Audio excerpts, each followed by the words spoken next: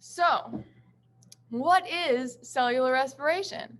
I could talk about that, and that would probably be pretty boring. What I will tell you is that it's the opposite of photosynthesis, which is something you know about, where we need water and energy from the sun and carbon dioxide, and we make some sugar and some oxygen. So cellular respiration, what you need to know for right now is that the needs for cellular respiration, those ingredients, are actually the makes for photosynthesis. And the makes are the needs. So if that makes some sense, we're just reversing these things. So we could really just flip the equation you learned around. We could just flip it around. The only difference you'll notice is that that energy is a different type. So I really don't want to like spoil your dreams at all, guys, but when you do cellular respiration, you're not going to glow like the sun. You just won't. And like, maybe if you're really sweaty and you like shine a light on yourself, like you can figure something out, but it's a different kind of energy. So instead of making sunlight, the energy you make is called ATP. And a lot of you guys asked about this when you took the little quick check on photosynthesis last time, because I used that word, but it's just a type of energy that's actually like usable for work. So sometimes we kind of get a little lazy and we talk about the food we eat or the glucose plants make as energy, but it's not really energy yet. It's just holding energy. And through cellular respiration, we can release that. So I'm done with the lecture part. I hope that 30 seconds did not deter you from staying in our lovely Zoom room. But what we're going to do now is we are going to explore cellular respiration a little bit using a lab. So what I would love for you to do, ooh, there's a comment in the chat. Jacob, you're awesome. Guys, Jacob just like totally has me covered explaining the cloud. I'm going to screenshot that, Jacob, for future reference. Did you guys hear that? Anyway, I just screenshotted. And I appreciate you, Jacob. All right. So what I would love for you to do is go to Canvas. And in the calendar for today, it says cellular respiration exploration. Wow, that's a lot of Asians. But you're going to click there. And it's going to have a Google assignment that looks a little something like this. So open that up. Let me know in the chat once you're there. And I'm going to relocate while you open that up to my laboratory, i.e.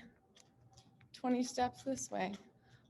So here's the idea with this lab is, can anybody tell me in the chat, now that we're talking about cellular respiration, is carbon dioxide a reactant or a product in this new equation?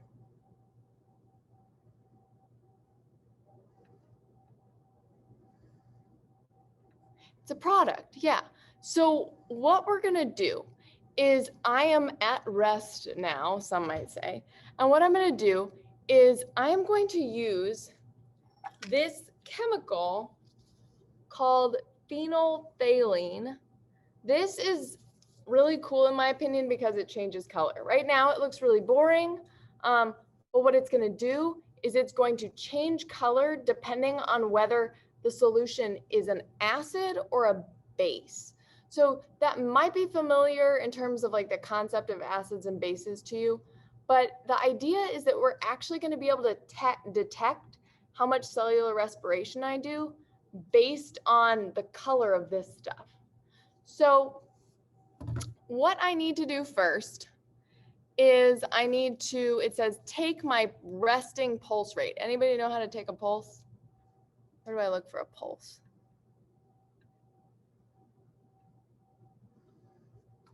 I can look a couple of places. Yeah, fingers on my neck. Okay, so I'll do that. And what I need to do is set a timer for 15 seconds. And I'm going to see how many times my heart beats, that's my pulse, in 15 seconds. All right, so I'm gonna set this timer for 15 seconds and I'm gonna count. And what we're gonna do, guys, is you're gonna record my data as though it's yours. So in this chart below, we're gonna start with this at rest part, and you're gonna write my pulse rate once we take it. So I'm starting my timer, go. 2, 3, 4, 5, 6, 7, 8, 9, 10, 11, 12, 13, 14. Okay, so I got, be quiet, be quiet. I got 14 for my pulse rate at rest because I haven't done anything yet. So go ahead and take that data down. And we're gonna try to estimate my breathing rate. That's kind of hard because like you can mentally think about how fast you breathe, but I'm gonna try that too. I'm setting a timer for 15 seconds.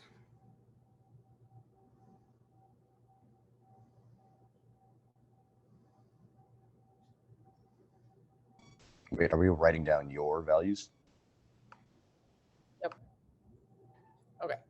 So because some of this is stuff that you can't do at home without your own indicator, right now you're gonna write down my values.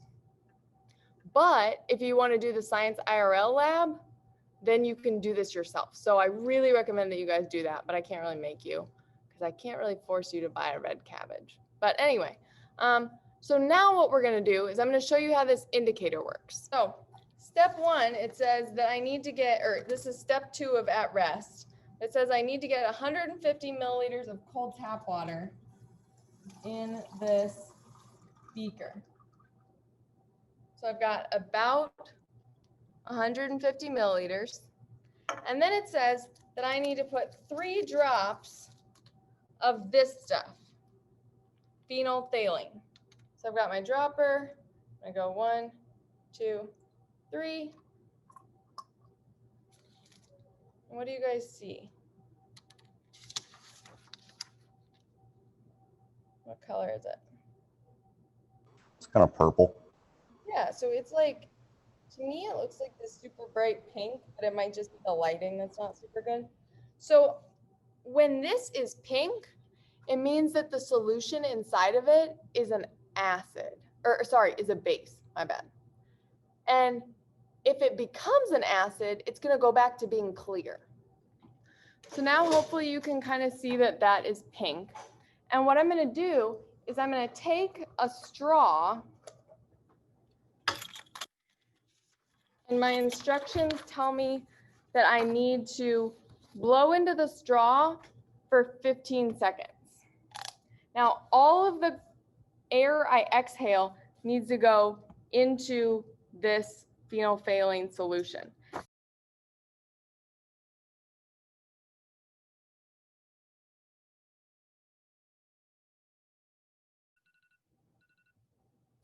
All right, so now what do we see? It's clear. It's clear, and what we're gonna figure out is I've got this sodium hydroxide, it says NaOH, and the last step, step 5, is that I add this drop by drop. This is a base, and what this is gonna do is it's gonna turn my solution back to pink as soon as I get to neutral. So I want to measure how many drops does it take to get me back to pink. And I'm going to stir with my straw as I add. Because look, when I add 1 drop, just 1 drop will make it pink for a second. But then I keep stirring and I move that around and it's not really staying pink. So I need it to stay pink. So that was 3 drops. We're back to clear. Add another drop. 4 drops. 5 drops. Are we gonna stay pink? Looks like maybe.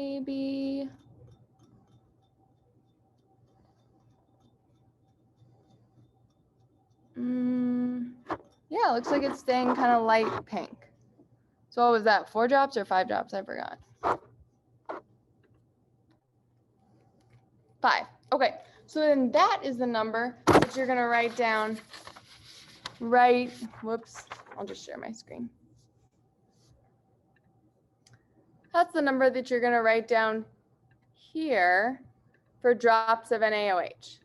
So we had 4 breaths per 15 seconds, 14 heartbeats, and 5 drops of NaOH.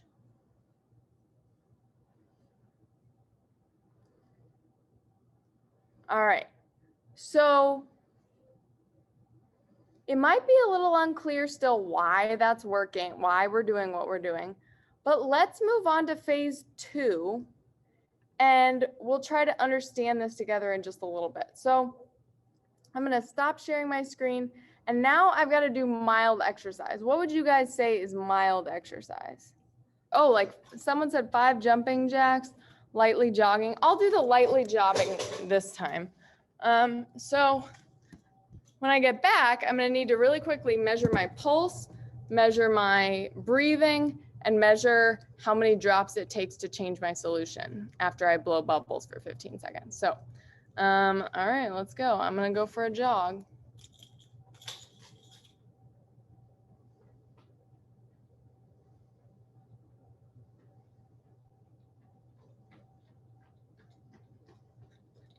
How many laps?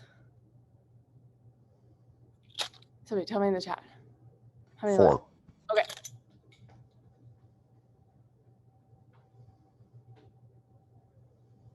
Guys, if we make her keep running, we don't actually have to do anything. I heard that. Okay.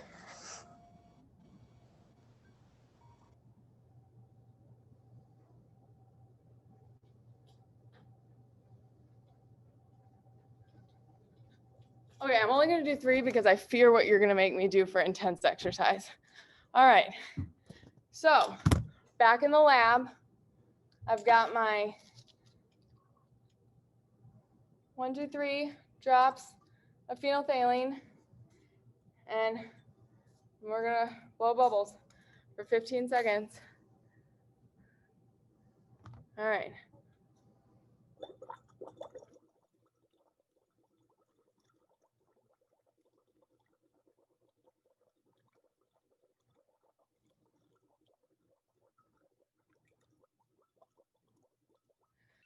Okay, I'm gonna measure my breathing.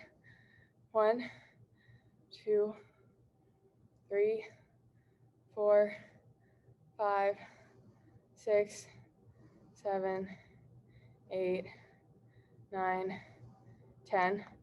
Okay, I'm gonna measure my pulse. 4, 5, 6, 7, 8, 9, 10, 11, 12, 13, 14, 15, 16. Okay, so what were my numbers?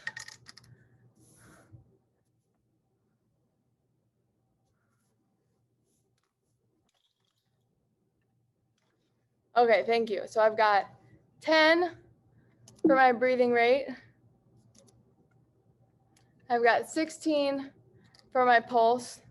And now we got to do some drops of NaOH.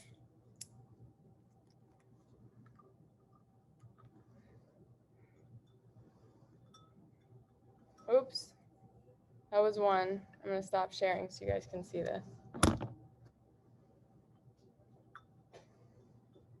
3, 4, 5, 6, 7, 8. Oh, let's see a little longer. 9, 10, 11, 12.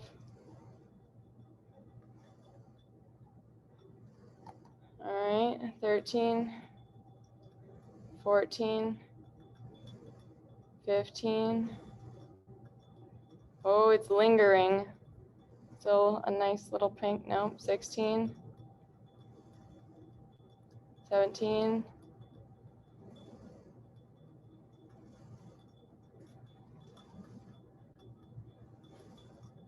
18. Okay. So it looks like this one was 18 drops of NaOH. So someone really quickly, out louder in the chat, remind me, what is the purpose of adding the NaOH? Why am I adding this stuff?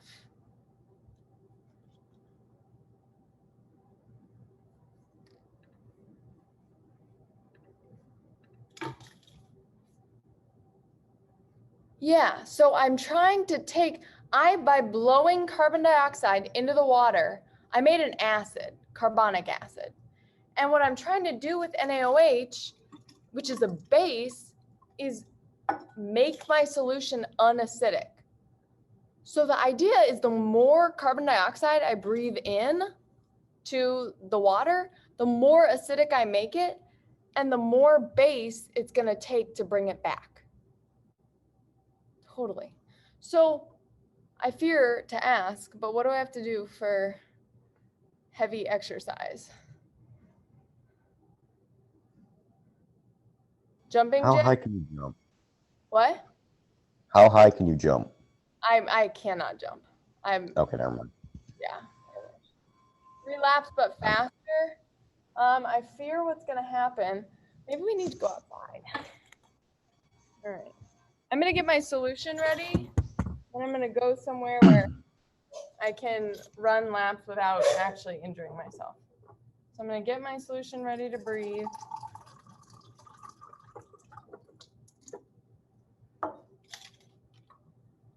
I get my 3 drops, 1, 2, 3. All right.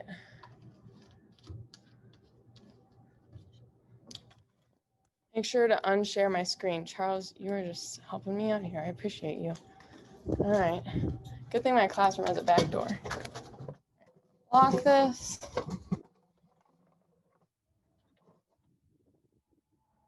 Such a nice day, guys. I love my job. All right. I'm going to set you all on this nice little bench. I hope you'll be comfortable here. I am going to sprint down to the football field and back. Okay. And then we'll go inside. Don't do anything bad.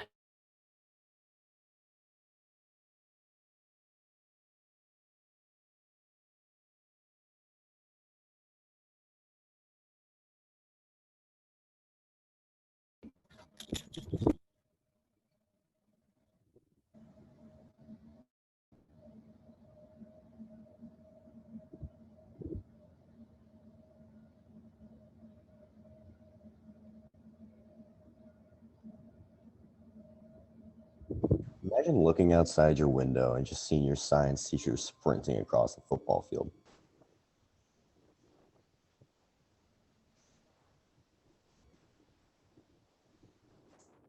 Okay, let's go.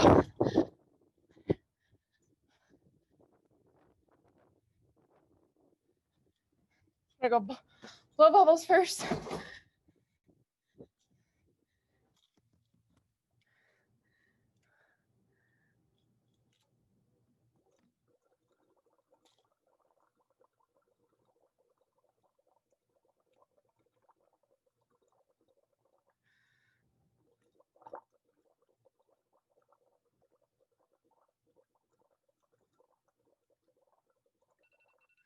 Okay, that was 15 seconds. I'm gonna breathe. 1, 2, 3, 4, 5, 6, 7, 8, 9, 10, 11, 12, 13. I think that's it. Okay, now my pulse. 3, 4, 5, 6, 7, 8, 9, 10, 11, 12, 13, 14, 15, 16, 17, 18. Okay, I really hope somebody wrote down those numbers.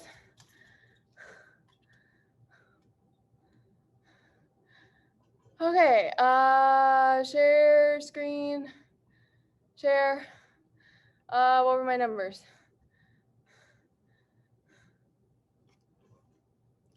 13 and 18, you're the best, Sydney. 13 and 18. And NaOH drops. Let's go. Any guesses?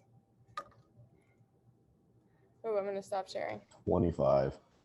Okay.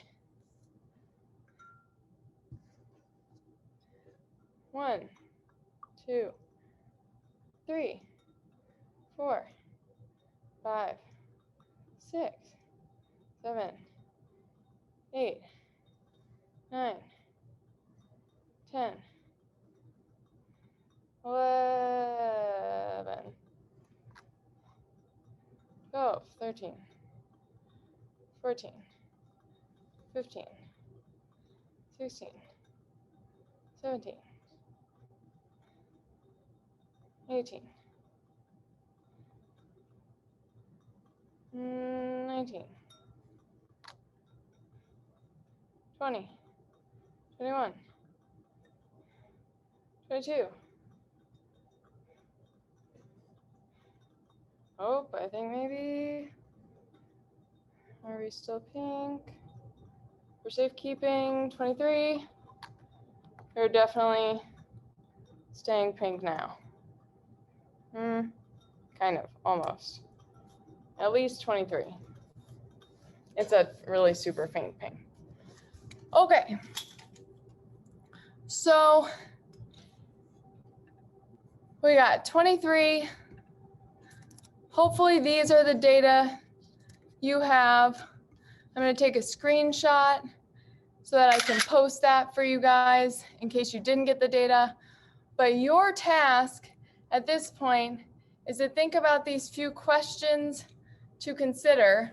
We're wondering, what does the number of NaOH drops tell us about the relationship between CO2 being made and the amount of exercise completed? And then you've got a couple of other like situation questions to consider.